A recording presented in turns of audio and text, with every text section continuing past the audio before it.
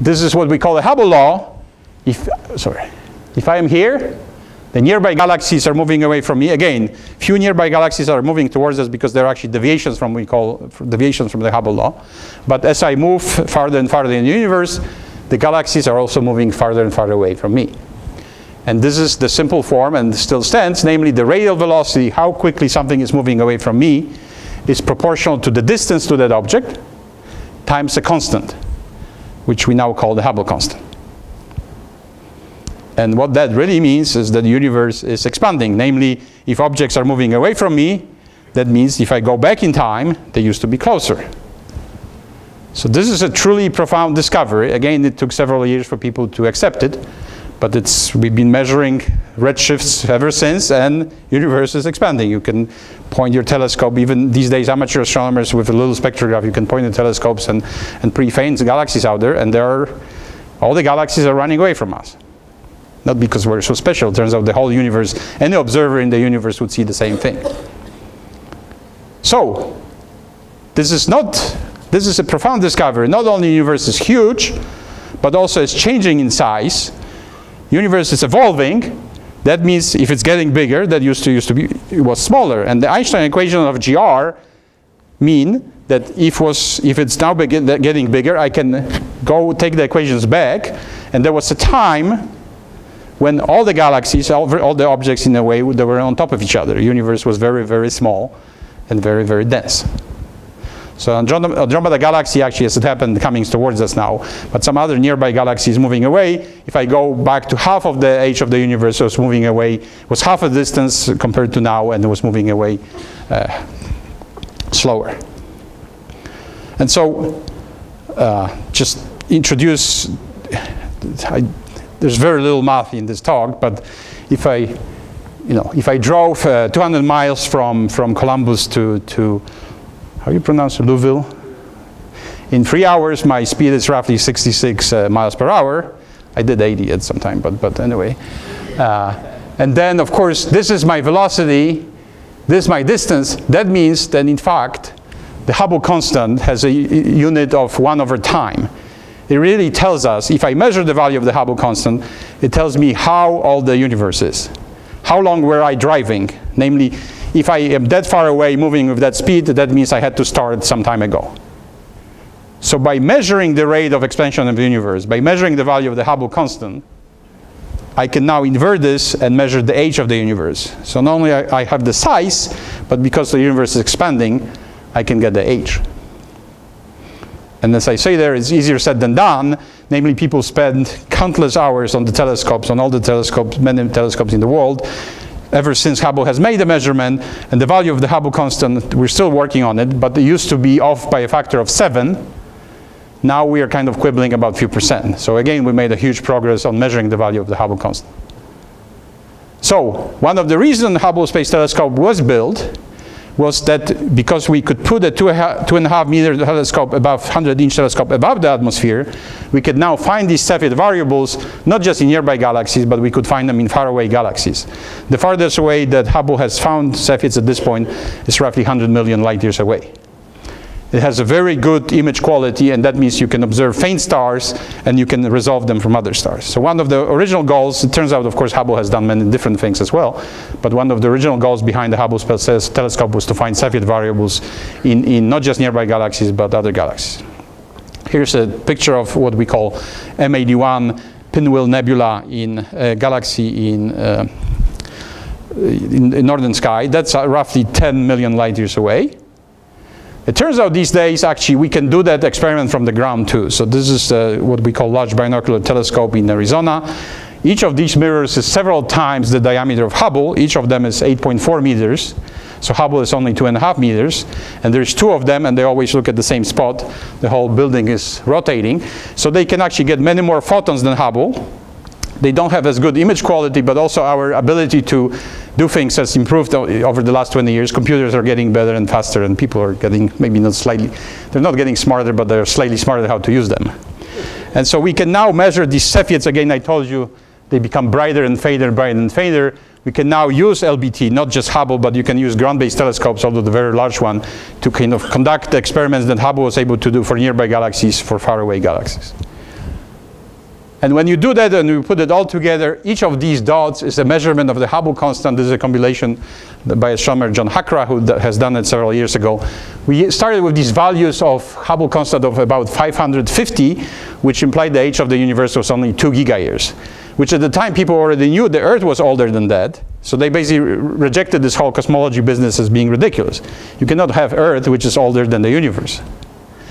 However, what happened, there are several reasons. So there are several reasons for that. As you can see, basically very few people measured Hubble constant. Mostly was Hubble. He called it K, he didn't call it H. And then there was a breakthrough in the 50s when people realized there are two populations of stars. There's, unfortunately, nature provides, but also is malicious. Namely, there are two kinds of Cepheids, and one of them is brighter than the other one, and people were confusing the two.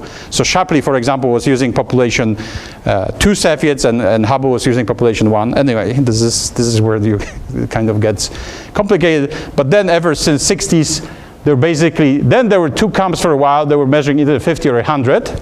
They both agree it shouldn't be 75, and of course value these days is about 75.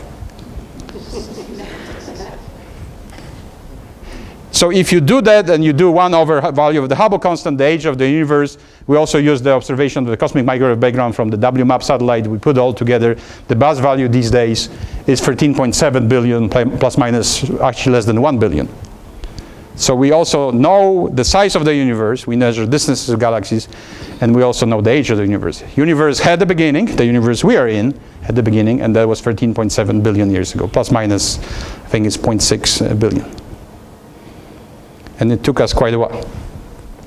Now, science also is something that we, just because we made a measurement, the best thing I could do in my career, if I could prove it all wrong, that would be great. If I could, this is all wrong, you're stupid, and this was a waste of time. This is would be the best day of my life. Okay, I wouldn't put it that way, but.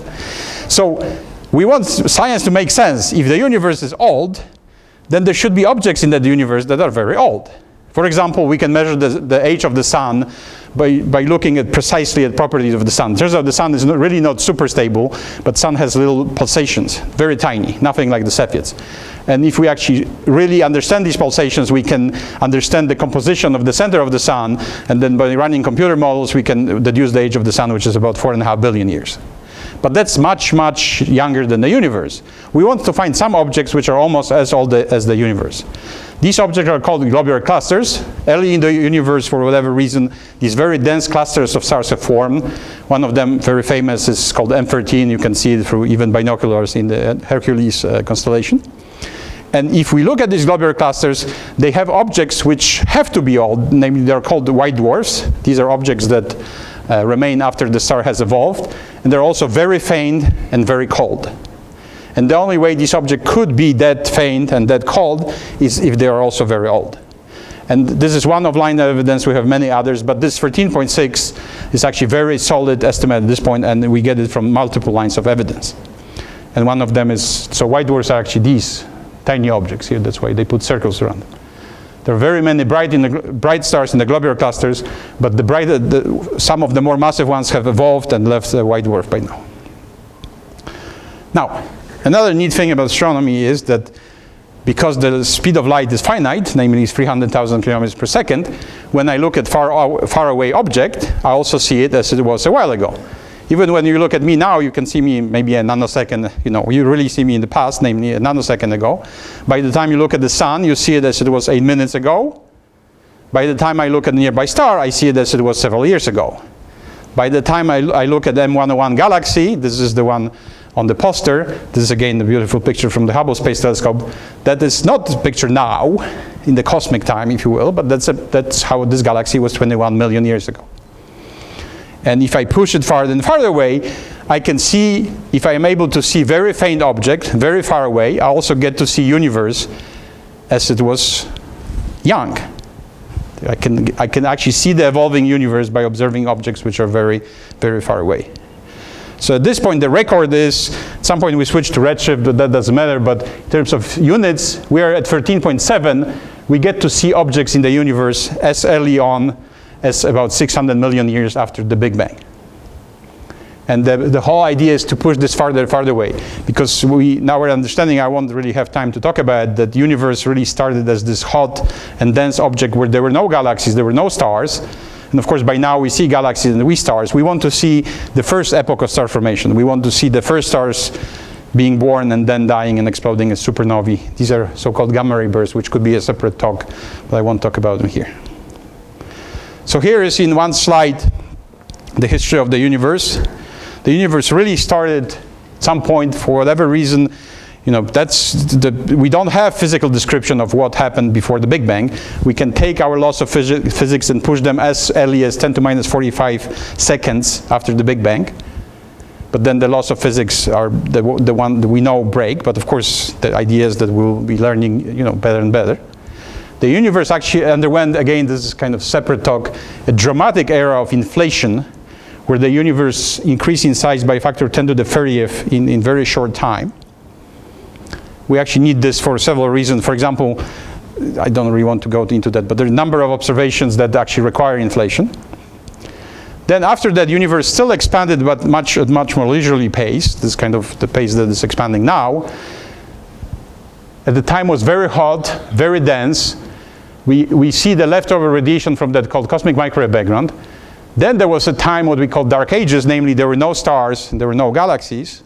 So there is nothing to produce light, and therefore it's called dark ages.